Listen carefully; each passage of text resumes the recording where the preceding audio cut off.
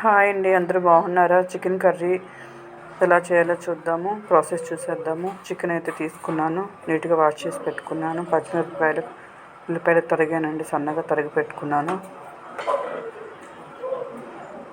కళాయిలో ఆయిల్ వేసుకున్నాను. ఉల్లిపాయలు వేసుకొని వేగనివ్వాలి. పచ్చిమిరపకాయలు కూడా వేసుకొని వేగనివ్వాలి. చిటికెడు పసుపు కూడా వేసుకోవాలి. నీట్గా వేపుకోవాలి. అల్లం వెల్లుల్లిపాయ పేస్ట్ అండి, అది కూడా వేయించుకోవాలి పచ్చివాసన పోయేటట్టు. కరివేపాకు. చికెన్ వేస్తున్నానండి. 3/4 kg వరకు ఉంది చికెన్ వేసాను. లైట్గా ఉప్పు కూడా వేసుకున్నాను. మొత్తం నీట్గా కలుపుకోవాలి. చూసారు కదండి, ఆ విధంగా కలుపుకొని మూత పెట్టుకొని ఉడికించుకుందాము. చూడండి ఏ విధంగా ఉడికిందో.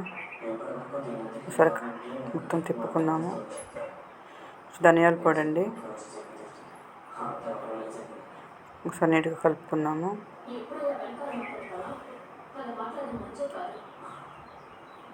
చూసారు కదా ఏ విధంగా మగ్గిపోయిందో. కారం వేసుకున్నాను 2 స్పూన్ల వరకు.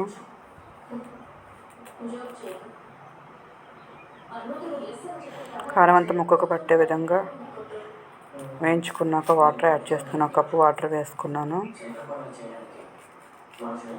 చూసారు కదండి, ఉడికించుకుందాం మూత పెట్టుకొని. చూడండి ఎలా ఉడికిందో.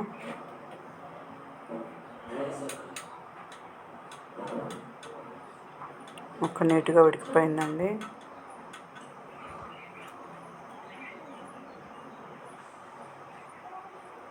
కొత్తిమీర వేసుకుందాము చివరిగా.